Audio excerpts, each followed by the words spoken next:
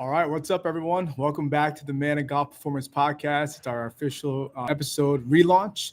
I want to welcome everyone here onto YouTube Live. This is the first time we've done it here live with no cuts, no edits. So hopefully the audio is fine, and just bear with us as we kind of work through some of the kinks as we kind of get things kind of rolling. But for those who don't know me, I'm Dr. Russ Manalastis. I'm a board-certified sports physical therapist and golf performance coach who focuses on people who just want to get better at golf. Whether that's recovering from an injury, whether that's improving speed, power, being healthy on and off the golf course. I love golf as much as you guys do, and we want to make sure that you can play at the highest level and stay injury free in the meantime there. So what we're going to do with this podcast in the past, if you've never listened to our podcast before, we used to kind of do interviews with some of the brightest minds in the golf space, and people who've done products and tech and golf. And while I think that's been great, what we're going to try and do is we're going to do things a little different. So we've got a couple of questions that we asked our audience to kind of submit your questions, and we're going to answer them to the best of our ability here on YouTube. And we're going to do it every Tuesday from 2:30 to 3:30 Eastern Standard Time. So if you're on YouTube and you haven't subscribed yet, make sure you hit that subscribe, hit the notification button so you know when our content is dropping. So podcasts will launch every Tuesday in addition to some of the content that we're already putting out. So hopefully you guys enjoy that. So the first question that we have, and I'll read it off here just so I don't mess it up. The first question we have with regards to golf performance is, what specific exercise interventions are you using to improve swing speed and or rotational power? Now, I think this is a loaded question. I think there's a lot of things you need to kind of look at when it comes to improving speed and power. And the number one thing is making sure that you actually have certain things in place to be able to then work on the things that you want to work on. And so the first thing I always kind of ask is, do you know where your power is coming from? Like, are you a very, very arms dominant type of swinger? Do you use your lower body, or do you use your core and low back a lot to be able to generate that club head speed and power that you're looking for? And if you don't know where your power is coming from, I definitely think that's a good place to start. Number two is, are you actually using the ground to your advantage, right? Ground reaction force is as simple as we can put it by definition is, when I put force into the ground, I'm getting that equal force back up into my body to then be able to then transfer that to wherever I want it to be, which is, in our case, the club, right? And so are you using the ground to your advantage to create that power and speed that you're looking for? And if you're not able to do that, or if you're just kind of one of those people that don't really know how to use the ground, that's a great place to start too, to be able to generate speed and power from the lower body up. And then lastly is, do you have the requisite mobility, right? Rotational speed and power, those are great buzzwords in golf, but do you have what is needed to be able to get into certain positions in your golf swing to then be able to deliver the club more consistently with power, with speed, and with some aggression? And if you don't have that, then ultimately that makes you a little more vulnerable to having something like, training for speed and power be something that could be a negative thing, as you might be dealing with nagging aches or discomforts as you go through your training for that. So we always like to look at those three things, right? Do you know where your power is coming from? Are you able to use the ground to your advantage? And then lastly, do you have the mobility in the places that we need mobility to create the speed and power in those areas? And so if we cover all those bases, then we can kind of get into the interventions, right? And so the exercise interventions we talk about are using a med ball. I think a med ball is a great place to start. Med balls can be a great tool to be able to, one, understand how to best utilize the body, but also to create a lot of power and a lot of aggression to be able to generate that speed and be able to, what we call, be twitchy when it comes to the golf swing. So when it comes to med ball work, I always like to work on what we call deceleration work first. So for instance, I'm thinking about throwing the ball with max intent, but then I'm also not letting it go. And by not letting it go, I've got to work on the slowing down or the braking response or the deceleration aspects of the golf swing. Okay. Everyone wants to be able to accelerate. Everyone wants to go fast, but you got to be able to slow down first before you go fast. Right. And so I always kind of tell people, like, listen, you can be driving a Ferrari 250 miles an hour, but if you can't brake, it doesn't matter how fast you can go. And that becomes really, really important in the golf swing, right? You've got to go from very, very rapid acceleration to also then putting the brakes on and making sure you can decelerate. So those are things that are really, really important first when it comes to med ball work. And deceleration work is a great place to start because, one, we're being able to figure out, can we actually slow things down? But also, two, that's the stepping stone to the next part, which is actually releasing the ball and working on acceleration and power. Okay.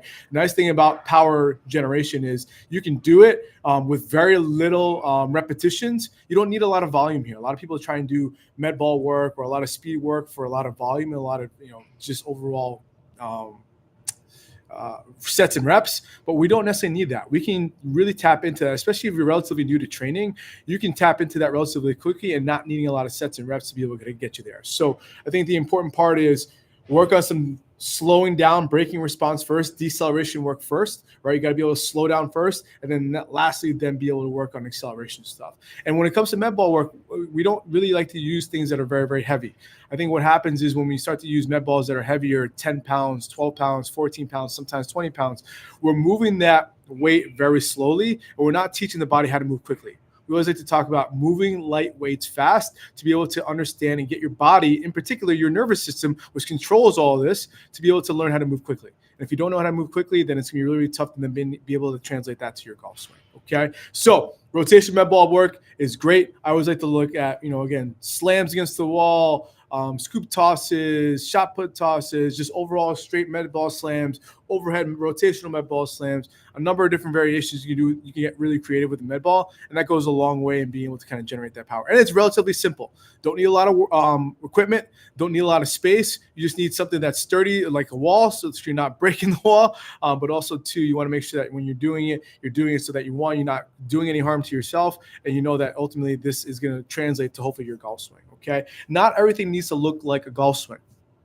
We see a lot of golfers who want to work on power and rotation, and everything looks like a golf swing or very golf-ish. And that's not necessarily the case. I think a lot of times if you can create power and speed that doesn't look like rotation all the time, then you can definitely get a lot of benefit out of that training type as well. So again, golf rotational speed and power comes down to making sure that, one, you know where your power is coming from. And if you're deficient or lower in certain areas that you should be generating power from, then that's the areas that you can kind of work with, okay? Do you have the requisite mobility? And do you know how to create speed and torque and ground reaction force through your lower body? If you can do all three of those, it's going to set you up for a lot of really successful attempts when it comes to creating swing speed and creating power, okay?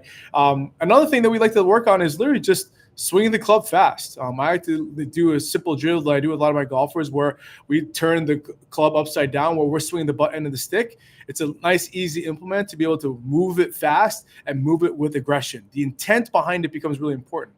I think a lot of times when people want to work on club head speed or rotational power, unfortunately, people just kind of just go through the motions. They swing nice and slow, and they think that's going to really translate to the golf swing. You need to be aggressive when you're talking about training speed. If you want your body to be able to implement that and to tap into that when it comes to swinging your golf club, then you need to be able to kind of tap into that the way you should be, right? And so that's with swinging with max intent and with max effort. Again, repetitions can be anywhere between 3 to 6 repetitions. And again, the important part is that you're doing it with max intent. Okay, you're doing it with the intent to be very, very aggressive, very vigorous, so that when you create and tap into that nervous system, the nervous system says, hey, I know how to do this. And then next time you do it, you get better and better and better. And then from there, you can kind of get very, very, very creative to make sure that you kind of keeping track of it. I always like to tell people as well, if you're working on rotational speed and power, find something to be able to measure it. All right, so for instance, in the gym, we have this basic radar gun that's a radar that just sits on a tripod. And we have it right next to the med ball wall. And anytime the ball passes the radar, it gets a speed. And every time we tell people when we're working on power and speed type of work, try and beat that number each and every time, or don't come below that. If it comes below that, maybe that tells you that maybe we're fatiguing or we're not putting max effort into those throws. So just be mindful of that. Use something to be able to measure your speed so that you can track it, and then you can hopefully beat it each and every time you do it. Okay, so the next question that we got from our audience is, what can I do if I'm casting in my downswing? Now, this is a very, very common question that we get a lot. And casting, if you don't know what that is, we always like to kind of talk about what is casting. And so when we talk about the top of your golf swing, right, as you're coming to your golf swing, people have a certain amount of hinge in their wrist at their very, very top. Okay, as you come down, we want to be able to maintain that wrist structure as we deliver the golf club to the ball. And unfortunately, what casting happens is at the very, very top of our swing, as we're transitioning to our downswing, our hands have a tendency to lose that wrist structure or lose that wrist hinge. And all of a sudden, their hands kind of drop out this way. Okay, and that's what we call casting, right? It's like casting a fishing rod. Okay, and so the problem with casting is that it is an absolute speed killer. So if you want to work on rotational speed and power, and also you want to have it translate to your golf swing, then you shouldn't be casting, right? And so if you are casting, one, it's going to create a significant lag in your speed, but also two, it's actually going to increase the amount of loft on your golf ball, which is not going to be able to compress the golf ball the way you want it to, right? And so I think the hard part when it comes to casting is people think that it's an upper body issue. They think, again, now not to say that that can't happen, right? People who've had previous wrist injuries or hand issues or forearm issues, that could absolutely be the reason why people can cast. But what we've seen for people that aren't dealing with any injuries is that it's actually a lower body issue, right? The lead side is when we're trying to actually load into that lead side and rotate and create space to be able to deliver the club to the ball. We're not able to do that. We're not able to do that. Then the hands then need to be able to manipulate the club more to then be able to create the speed that they're looking for and to be able to deliver the club properly to the ball. And so casting is absolutely a speed killer. It's one of those things that can be really problematic. And ultimately, too, it creates other swing deficiencies as well. Not only does casting cause a lot of issues when it comes to increasing the loft of the golf ball when you make contact, but also can cause you to scoop, right? And ultimately what we call chicken wing, right? So what happens is when we're not delivering the club and creating space with our lower body to get the lower body out of the way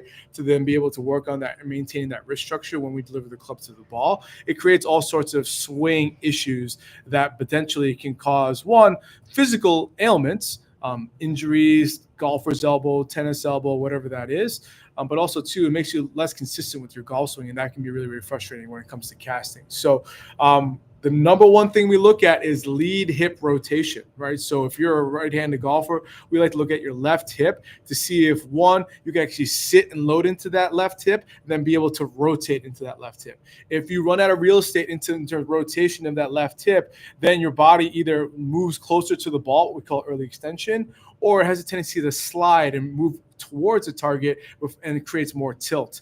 And what happens is if we create more tilt, it can create your one, leading to more casting, but also, two, it can cause you to hang back and create all sorts of low back and lower body issues as well. So, casting, while we think it's an upper body issue, it's a hand issue, it's actually a lower body sequencing loading issue. If we can load the lower half better, if we can get the lead hip to be able to rotate out of the way to create space for your upper body to just rotate and deliver the hands to the ball better, that's going to create a lot more consistency in your golf swing, and it's going to hopefully lead to less misses. What we see with a lot of casting is people have a tendency to get a lot of these high bleeders to the right. They'll kind of block, and then they'll get this kind of floating ball that doesn't really kind of compress, especially like in windy conditions where you want to keep the ball relatively low. People who have a tendency to cast struggle with being able to move their lower body in the proper sequence and the proper management there. So I think the important part is, one, you've got to be able to understand where your issues are. And if you're constantly trying to kind of bark up the wrong tree, then we're basically just spinning our wheels, and that's what we want. So I think for people that are casting and are identify that they are casting, you got to find some help, right? Get a physical screen, whether that's with a golf performance coach, a physical therapist, a golf rehab chiro, or whatever that looks like. Get a physical screen to kind of figure out what's going on there. And then from there, work with the swing coach, right? Again, as much as we know what the body should be doing in the golf swing, the swing coaches are aware the magic happens to allow you to be able to kind of get in those right positions, get in the right paths to be able to deliver the club to the ball. And then from there, once you kind of sort those things out, like practice. Practice slow tempo work and just kind of start with some quarter swings, half swings, 3/4 swings, and then full swings. And then from there, put it all together. And that takes time and effort. That's not something that's going to happen overnight. That's something that usually you would kind of work on in the off season. It's not something that you can really kind of work on. You can try and change in the in season. It might help. But at the same time, these are things that require time and effort and motor pattern changes, right? Motor pattern changes where we want the body to then move in a different pattern.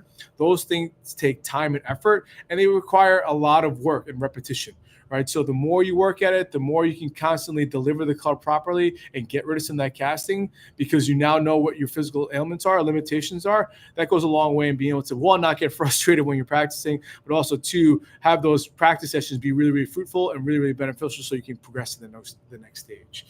So those are the two questions we want to kind of cover today. I think, for us, we have a lot of questions that we got in, and, we want to kind of keep these relatively short, 15, 20 minutes to, take on the questions that you guys are asking us so that we can kind of then, at least hopefully kind of divulge kind of our thought process as to what you need to do to help improve your golf performance, and hopefully improve your golf game. But we want to keep it relatively sweet, short and sweet, to make sure that we can answer 2 to 3 questions per podcast episode, and then hopefully get those questions in.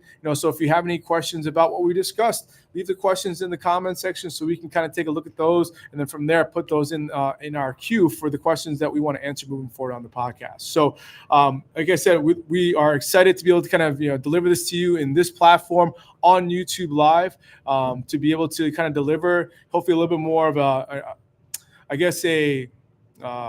behind the curtains of what we would do when it comes to working on your golf game, improving your body to be able to play golf now and in the future for a very long time, and hopefully do it with really, really good results, and hopefully while keeping your body healthy. So if you have any questions, make sure that you subscribe to not only our YouTube page, but also you go to your podcast channels, your Spotify's, your Google Podcasts, whatever you listen to your podcasts on, Apple Podcast, subscribe to our podcast there, the Man of Golf Performance Podcast.